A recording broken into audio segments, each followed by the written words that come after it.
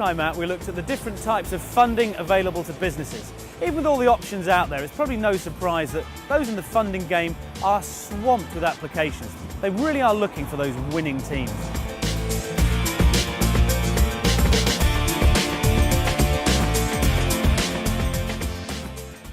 I've come to the Manchester Velodrome, which has seen its fair share of outstanding performances, to find out what makes a perfect pitch and how that pitch can turn into a winning business relationship.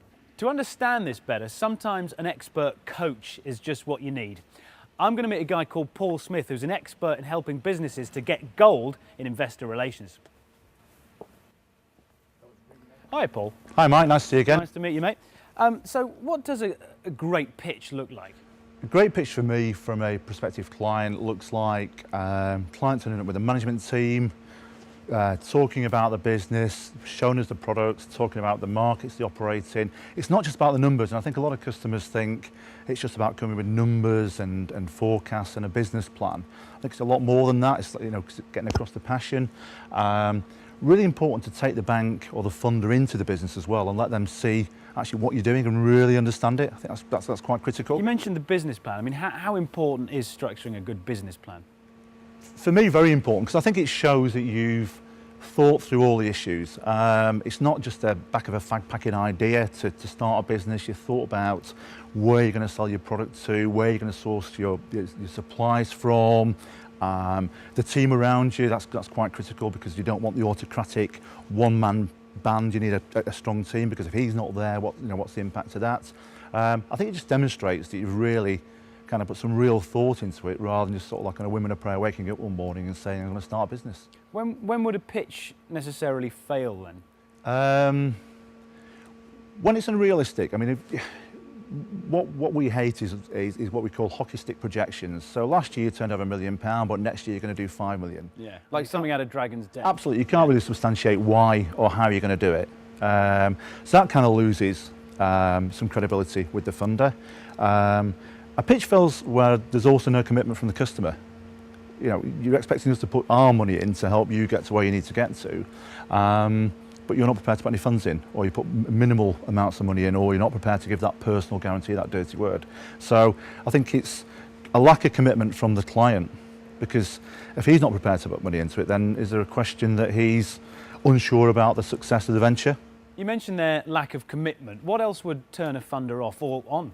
Yeah, obviously the lack of financial commitment by the directors or the shareholders is certainly one thing. A lack of a track record in terms of being there, having done it, either running other businesses or alternatively, a new product to market can be a challenge as well.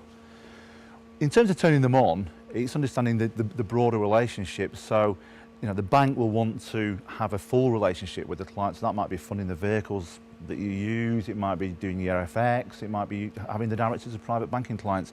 And I think it's understanding that the breadth of the relationship and how important that then becomes to the bank, because it's not just about the debt. Banks are not really into sort of like single product facilities or relationships. So multi-product relationships really do turn them on. From an equity perspective, it's all about the exit and understanding where the business is going to go, and in 3-5 years' time how they can actually exit that business will be probably part of the plan. Critical part for them also, though, will be the management team. They really need to believe in the management team. So it's having that team that we talked about before around you that's credible. That's quite important. Here's an example of a Northwest business that found the ingredients for a perfect pitch. Hey, my name's Tom Fuller. I'm the Managing Director of Cognoscenti Compliance. We set up about 18 months ago now, in May 2008. And I pitched to our financial backers, pitched to the bank.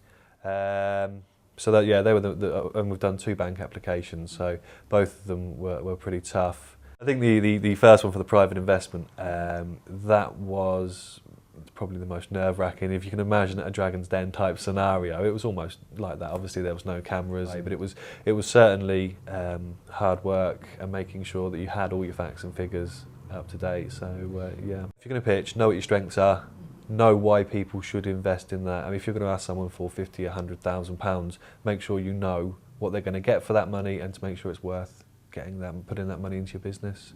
But that's probably the main thing, and confidence, of course, yeah. My name is Phil Tapsell, the company's Tech Venture Solutions. I recently worked with a business in the Northwest that was successful in securing funding from a business angel. It was a niche social media website, and in all honesty, in the current climate, we were very surprised that we successfully secured the investment. In order to be ready to stand up in front of the investors that we'd identified as being people that would be interested, we had to put together a very strong and compelling business plan. A key part of that, probably the most important single part of that, was the exec summary, which is the part that most people will only ever read. The financial projections had to be strong. There was obviously the market for the product that we were selling, and a strong management team, which included a couple of non-exec directors, which added a lot of credibility to the overall team. In addition to the business plan, we'd also created a very professional presentation which enabled the business owner to stand up and present his business in a very short bullet form to the investors and get across the key points and the real value proposition in what he was presenting to them.